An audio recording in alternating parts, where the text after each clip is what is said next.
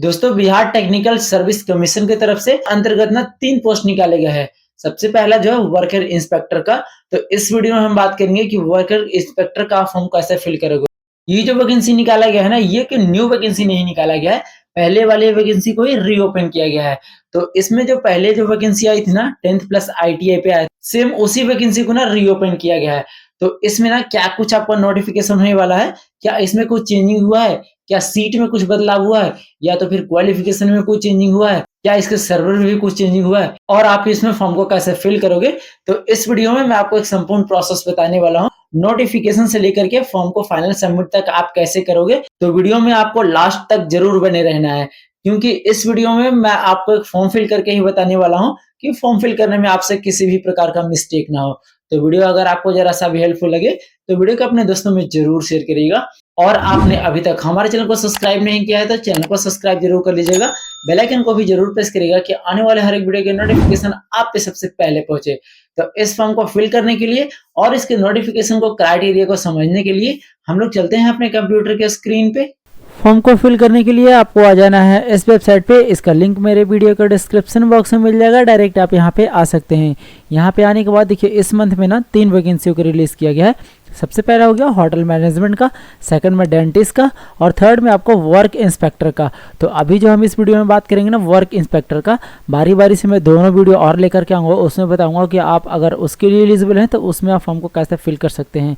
तो अगर आप वर्कर इंस्पेक्टर में फॉर्म को फिल करना चाहते हैं तो यहाँ पे आपको एक ऑप्शन मिल जाता है अप्लाई फॉर वर्किंग इंस्पेक्टर का। तो फॉर्म फिल करने से पहले इसके नोटिफिकेशन को आप एक बार जरूर से रीड कर लेंगे। तो एडवर्टाइजमेंट का ऑप्शन आपको यहाँ पे मिल जाता है, इस वाला ऑप्शन पे आपको क्लिक करना है। तो इसका जो ऑफिशियल नोटिफिकेशन होगा ना वो आपके सामने खुल करके आ जाएगा। कार्य निरीक्षक के पदों पर नियुक्ति हेतु तो विज्ञापन आपका जारी कर दिया गया है। इस पोस्ट के लिए निकाला गया है, तो कार्य निरीक्षक के पदों पे इस वैकेंसी को निकाला गया है। देखिए इस वैकेंसी को ना रीओपन किया गया है, इससे पहले भी इस वैकेंसी का फॉर्म लिया जा चुका है। जैसे कि डेट आप यहाँ पे देख सकते हैं, इतने डेट में इस वैकेंसी को लिया जा चुका था। पद का नाम आप यहाँ पे देख सकते हैं, वेतन आपको कितनी मिलेगी वो भी आप यहाँ पे देख सकते हैं। अब इसमें जो योग्यता आपसे मांगा गया है ना कि अगर आप 10th पास हैं, अगर उससे समकक्ष कोई सा भी क्वालिफिकेशन आपने किया है तो आप इस फॉर्म के लिए एलिजिबल हो जाते हैं। अगर आपने ITI किया है तो कौन कौन से ट्रेड के बच्चे इसमें फॉर्म को फिल कर सकते हैं। तो देखिए ड्राफ्ट्समैन जो सिविल से किए हैं, या तो फिर सॉफ्टवेयर प्लम्बर परीक्षा में उत्तीर्ण अगर आप हैं तो इस फॉर्म के लिए एलिजिबल हो जाते हैं। पदों की संख्या आप यहाँ पे देख सकते हैं कि 1114 पदों पे शानदार वैकेंसी निकाली गई जो कि रेगुलर होने वाला है। ठीक है, आयु सीमा आपको यहाँ पे बताया गया है कि 1/8/2025 तक जो आपका न्यूनतम आयु होगा ना वो 18 वर्ष हो जाना चाहिए। अधिकतम आयु जो रखा गया है कि अगर आप जनरल से बिलोंग करते हैं तो 37 वर्ष के आप हैं तो इसमें फॉर्म को फिल कर सकते हैं। और अगर आप अनारक्षित महिला हैं, मतलब जनरल से फीमेल हैं, तो आप 40 वर्ष के हैं तो आप इस फॉर्म के लिए एलिजिबल हो जाते हैं।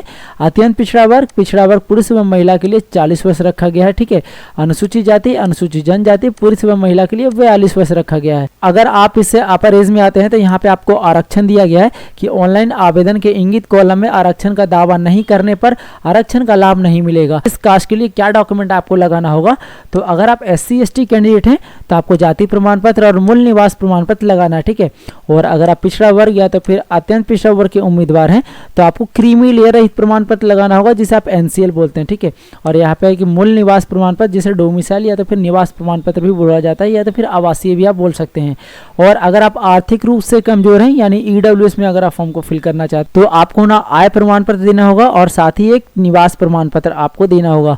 और जब आप EWS सर्टिफिकेट लगाओगे ना वो 24-25 फाइनेंशियल ईयर का होना चाहिए। ठीक है, आरक्षित कोटि का नाम आपको यहाँ पे देखने को मिल जाएगा कि कौन कौन से लोग आरक्षण का दावा कर सकते हैं। को ना इसमें फॉर्म फिल करने में कितने रुपए लगने वाले हैं, तो अगर आप किसी भी कास्ट से बिलोंग करते हैं तो आपको 100 रुपए का ही चालान देना पड़ेगा। तो फॉर्म को फिल करने के लिए वापस हम लोग आ जाते हैं इस वेबसाइट पे। यहाँ पे आने के बाद आपको एक लिंक मिल जाएगा अप्लाई फॉर वर्कर इंस्पेक्टर का, इस वाले ऑप्शन पे आपको क्लिक करना है। सेकंड पेज जो आपके सामने खुल करके आएगा वो इस प्रकार का होगा। ठीक है, अब देखिए अप्लाई करने से पहले ना आपको इसमें रजिस्ट्रेशन करना होता है। तो रजिस्ट्रेशन करने का लिंक आपको यहाँ पे मिल जाएगा, अप्लाई ऑनलाइन वाले ऑप्शन पे आपको क्लिक करना है। अब देखिए अप्लाई का कुछ डैशबोर्ड आपके सामने खुल करके आ जाएगा। सबसे पहले आपको यहाँ पे नोटिफिकेशन को रीड करने के लिए बोला जा रहा है, तो आप नोटिफिकेशन को तो रीड कर लिए। उसके बाद यहाँ पे आपको एक ऑप्शन मिलता है कैंडिडेट रजिस्ट्रेशन का, इस वाले ऑप्शन पे आपको क्लिक करना है। आपके सामने कुछ इस प्रकार का जितना भी इसमें फॉर्म अप्लाई हो रहा है ना उसका डैशबोर्ड खुल करके आ जाएगा।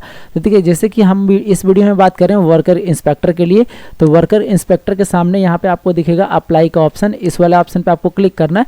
थोड़ा सा आप नीचे स्क्रॉल करेंगे, अब इसमें जितना भी आपका पे स्केल मिलने वाला होगा ना, मतलब जितनी भी आपको सैलरी मिलने वाली होगी वो आपको यहाँ पे शो करेगा। नंबर ऑफ द पोस्ट आपको यहाँ पे देखने को मिलेगा कितनी वैकेंसी इसमें है और कब तक इसका लास्ट डेट है ना वो भी आप यहाँ पे देख सकते हैं। ठीक है, रजिस्ट्रेशन करने के लिए यहाँ पे आपको एक लिंक मिल जाता है, क्लिक ऑन रजिस्ट्रेशन का।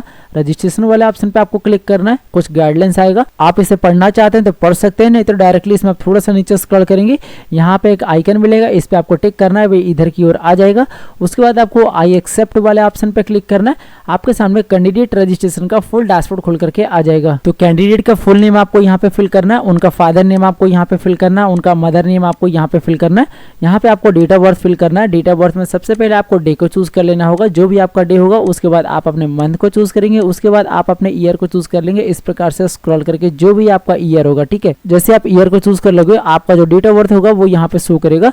उसके बाद आपको जेंडर बताना है, सिंपली यहाँ पे क्लिक करेंगे और आप मेल का फॉर्म फिल कर रहे हैं या फीमेल का फॉर्म फिल कर रहे हैं वो आप यहाँ से चूज कर लेंगे। उसके बाद यहाँ पे आपसे पूछा जाएगा कि आर यू मैरिड, तो अगर आप मैरिड होंगे तो यहाँ पे क्लिक करेंगे और यस को आपको चूज कर लेना है, और अगर आप अनमैरिड हैं तो आपको नो को चूज कर लेना है। सिटीजनशिप आपसे पूछा जाएगा, सिंपली यहाँ पे क्लिक करेंगे और सिटीजन ऑफ इंडिया को चूज कर लेंगे। रिलीजन आपको यहाँ पे बताना है, सिंपली यहाँ पे क्लिक करेंगे। अब आप ना किस धर्म से बिलोंग करते हैं, जैसे हिंदू, मुस्लिम, जिस भी धर्म से आप बिलोंग करते होंगे आप अपने धर्म को चूज कर लेंगे। उसके बाद डोमिसाइल स्टेट आपसे पूछा जाएगा कि आप ना किस स्टेट के रहने वाले हैं, सिंपली यहाँ पे क्लिक करेंगे और आप जिस भी स्टेट के रहने वाले हैं आप अपना स्टेट का नेम चूज कर लेंगे। देखिए ये जो फॉर्म है ना स्पेशल बिहार के लिए निकाला गया है, और अगर आप बिहार के अदर स्टेट से आते हैं तो आप जनरल में ही इस फॉर्म को फिल करेंगे। ठीक है, और अगर आप बिहार से आते हैं तो आप बिहार को चूज कर लोगे। उसके बाद आपको होम डिस्ट्रिक्ट यहाँ से पूछा जाएगा, सिंपली यहाँ पे क्लिक करेंगे और आप अपना होम डिस्ट्रिक्ट को चूज कर लेंगे। उसके बाद रिजर्वेशन कैटेगरी आपसे पूछा जाएगा, सिंपली यहाँ पे क्लिक करेंगे। अब आप जिस भी कास्ट से बिलोंग करते हैं ना, जैसे जनरल, SC, ST, EBC या तो फिर BC या तो फिर EWS, आप अपने हिसाब से आप अपने कास्ट को चूज कर लोगे।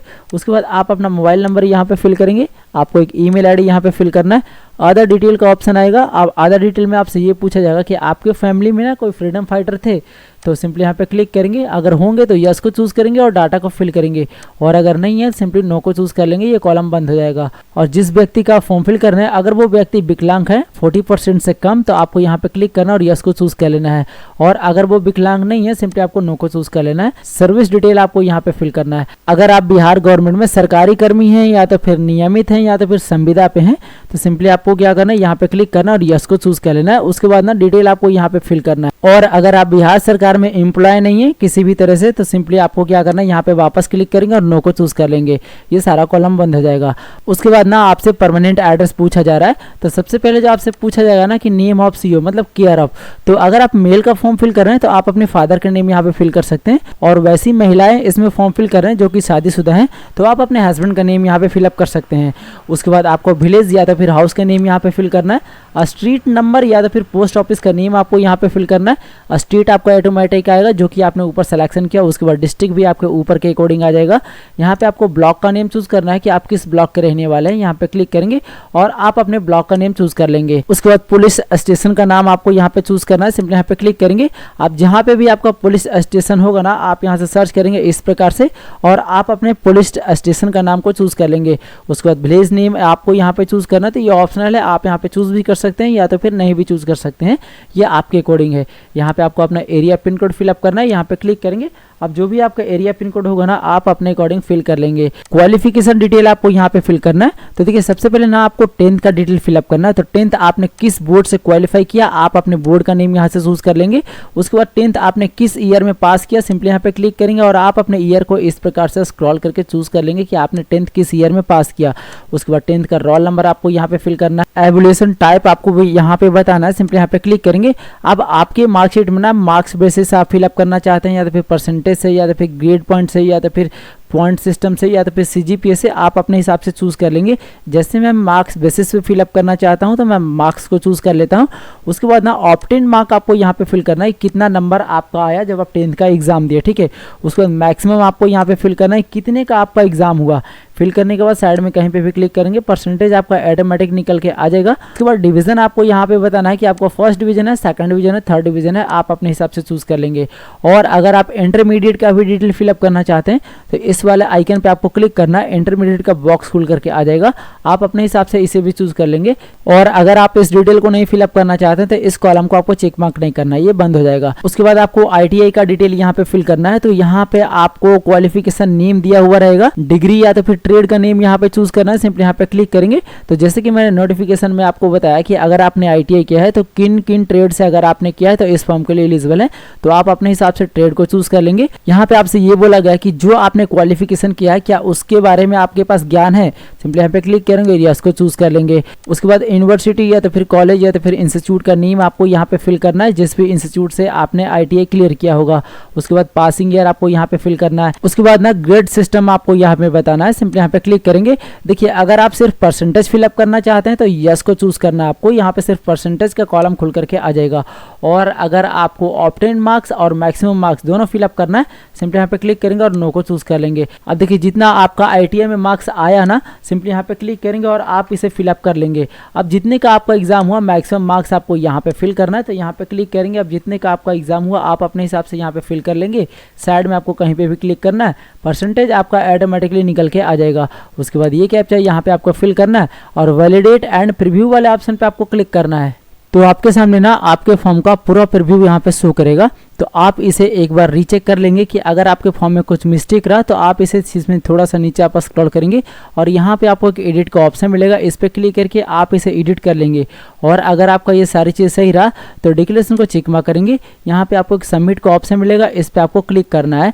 आपके सामने कुछ इस प्रकार का पॉपअप आएगा, सिंपली ओके वाले ऑप्शन पर क्लिक करना और थोड़ा सा वेट करना है। अब आपको ना ईमेल ID और मोबाइल नंबर को वेरीफाई करना है।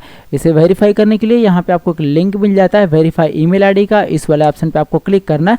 अब जो भी आपने ईमेल ID दिया ना उस पर एक सक्सेसफुली OTP को सेंड कर दिया गया है, उस OTP को यहाँ पे आपको फिल करना है और वेरीफाई वाले ऑप्शन पे आपको क्लिक करना है। तो आपका जो ईमेल ID होगा ना वो सक्सेसफुली वेरीफाइड हो चुका है। उसके बाद आपको मोबाइल नंबर भी सेम तरीके से वेरीफाई कर लेना है। उसके बाद आपको यहाँ पे एक ऑप्शन मिलेगा व्यू रजिस्ट्रेशन स्लिप का, इस वाले ऑप्शन पे आपको क्लिक करना है। तो आपके सामने इस तरह का एक कंफर्मेशन पेज खुल करके आ जाएगा कि आपका जो रजिस्ट्रेशन है ना वो सक्सेसफुली सबमिट हो चुका है। आप इस रजिस्ट्रेशन पेज को ना आप यहाँ से डाउनलोड भी कर सकते हैं। प्रिंट रजिस्ट्रेशन स्लिप पे आप क्लिक करेंगे, आपके सामने कुछ इस तरह का पॉपअप आएगा, आप इसे एक बार सेव कर लेंगे क्योंकि ये फ्यूचर में आपका काम आने वाला है, ठीक है। तो इसे आप इस प्रकार से सेव कर लेंगे। सेव करने के बाद थोड़ा सा आप इसमें नीचे स्क्रॉल करेंगे, अब आपको ऑप्शन मिलता है प्रोसीड फॉर पेमेंट का, इस वाले ऑप्शन पे आपको क्लिक करना है।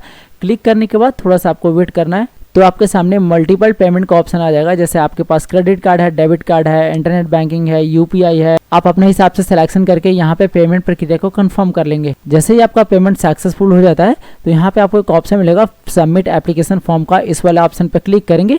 आप अपना रजिस्ट्रेशन नंबर यहाँ पे फिल करेंगे और प्रोसीड वाले ऑप्शन पे क्लिक करके और आप अपना फोटो एंड सिग्नेचर को अपलोड करके आप अपने फॉर्म को फाइनल सबमिट कर देंगे।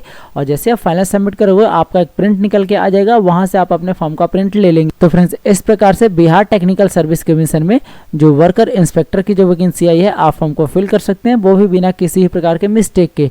तो वीडियो अगर आपको जरा सा भी हेल्पफुल लगा हो तो वीडियो को अपने दोस्तों में जरूर शेयर करिएगा। और आपने अभी तक हमारे चैनल को सब्सक्राइब नहीं किया है तो चैनल को सब्सक्राइब जरूर कर लीजिएगा, बेल आइकन को भी जरूर प्रेस करिएगा कि आने वाला हर एक वीडियो के नोटिफिकेशन आप पे सबसे पहले पहुंचे।